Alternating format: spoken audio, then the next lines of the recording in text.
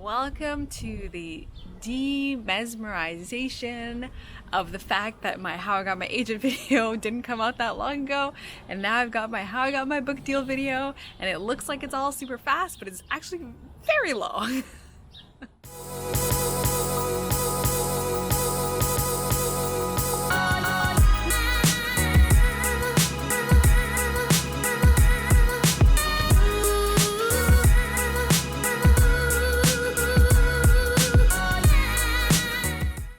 It's finally time to talk about the news and to officially announce, if you haven't heard because you don't follow me on Twitter or Instagram, I announced my book deal.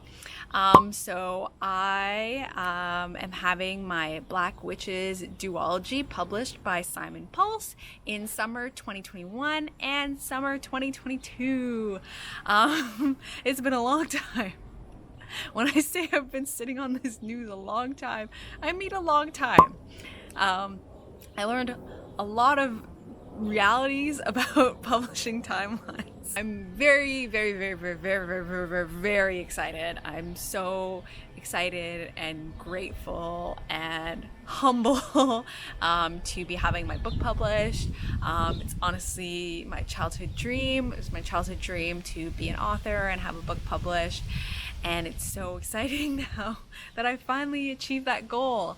What once felt impossible is now possible. Assuming I don't mess up somehow and get it canceled. So we'll just knock on wood for that one. This is a Boca Raton chair. I don't know. What's the difference between like wicker and Boca Raton? Like, is this Boca Raton or is this wicker? I don't know. Comment if you know. Anyway, this is all about how I got my book deal. So if you've watched my How I Got My Agent video, if you haven't, I will link it up here. Hopefully I'm pointing in the right spot this time. And you can watch, like, you can hear about the journey from when I first started writing until I got my agent. So I got my agent in summer 2018. I signed with Christy Hunter at the Night Agency, who I love and who's awesome. I signed with her, and then we hopped right into revisions. We did 4 rounds of revisions. Yes, that is correct. Yes, we did 4 rounds of revision. The first round, I basically chopped out half of the book and rewrote that half. So I rewrote half of the book for the first one.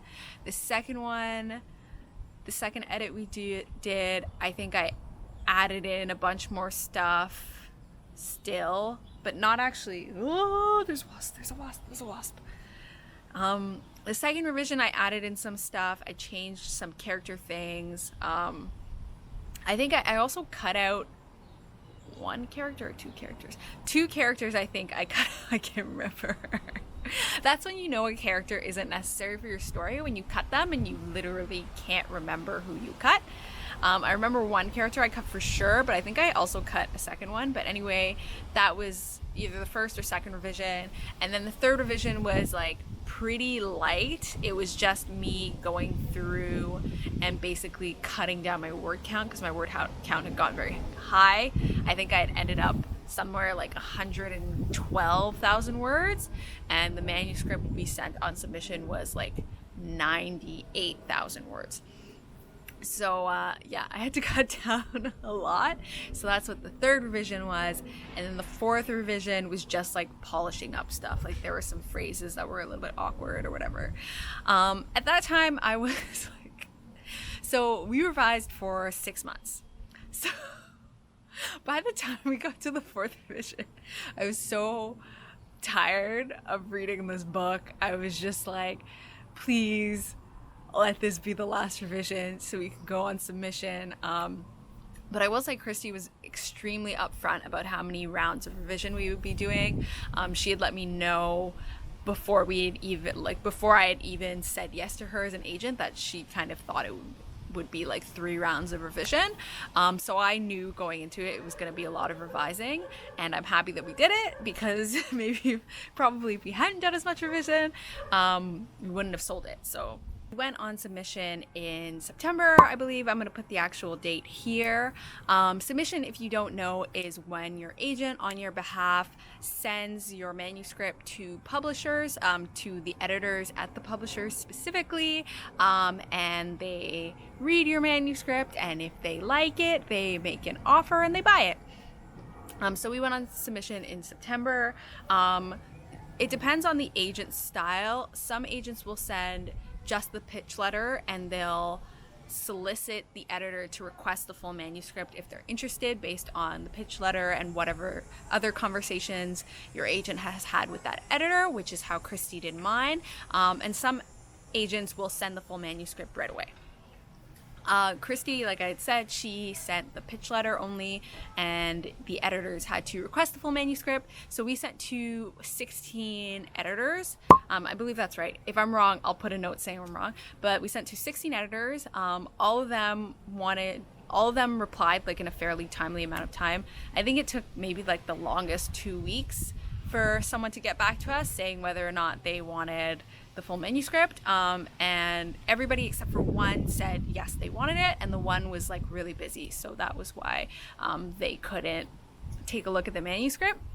And so then we sent to an additional person after they said they couldn't take it, and so that brought us up to 17. And then I think later we maybe sent to one more person that brought us to 18, but I can't remember, so I'm gonna put it somewhere here in text if I'm wrong. I really like that style personally, because then like the first day we got a bunch of editors like requesting the full manuscript, and then it was so exciting. It was like, oh my gosh, like editors at real publishing houses are like want to read my book, and that's so exciting.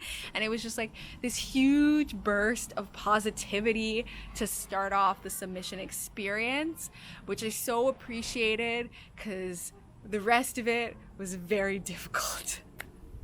So it was nice to start out on a really positive note. That was really nice. That's why I kind of liked soliciting the manuscript in that way, because it was nice for me.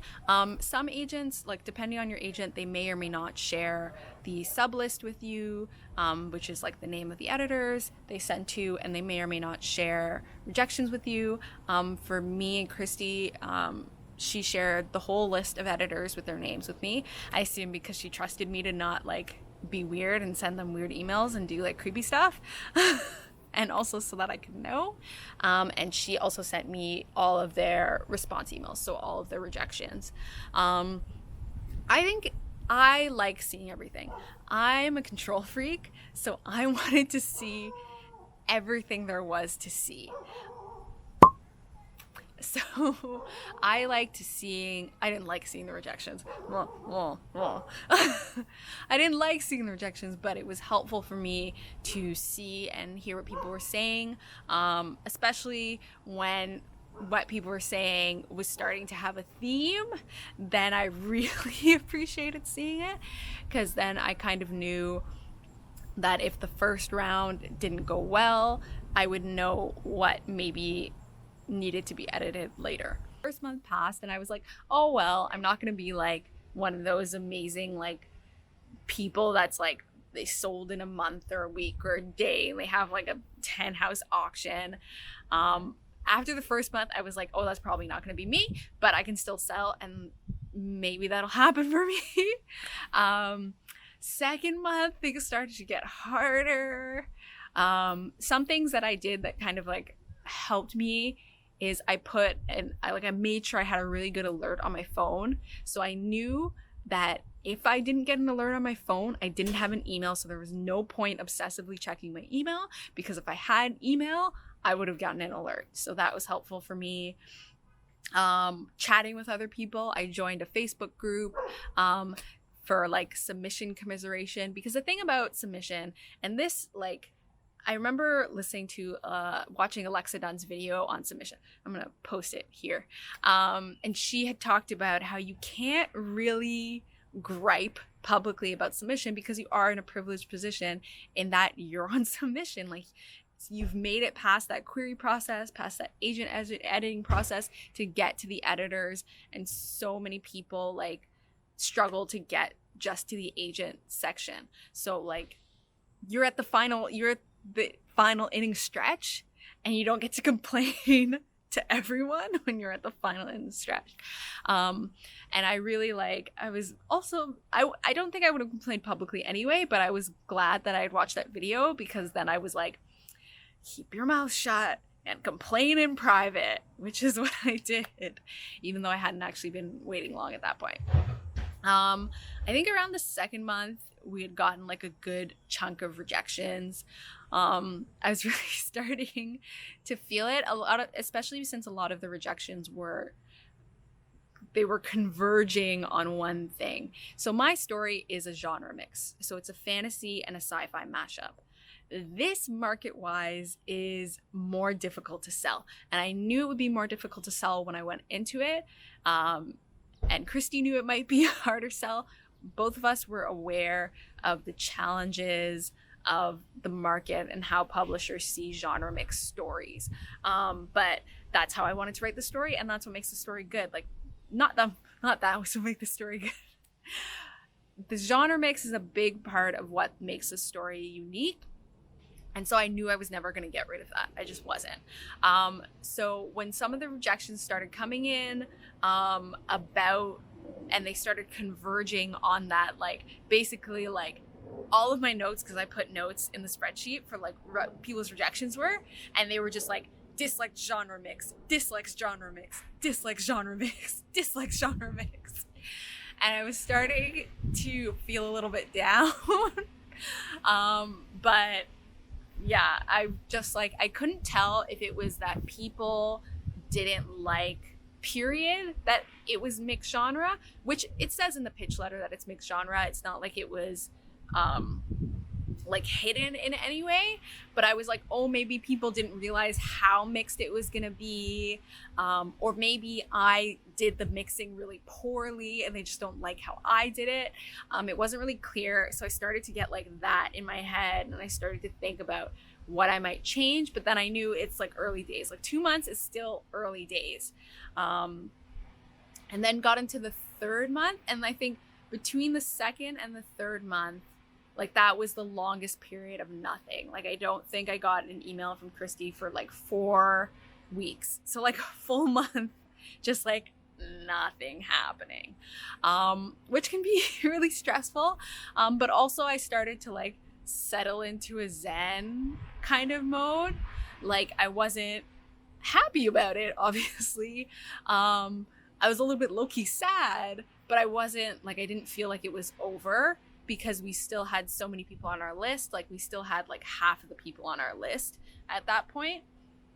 And so I felt that there was still like a lot of potential, and a lot of my friends had already been kind of like waiting that period of time or like longer. So I wasn't too impatient, because I was like, okay, this is like, we'll see.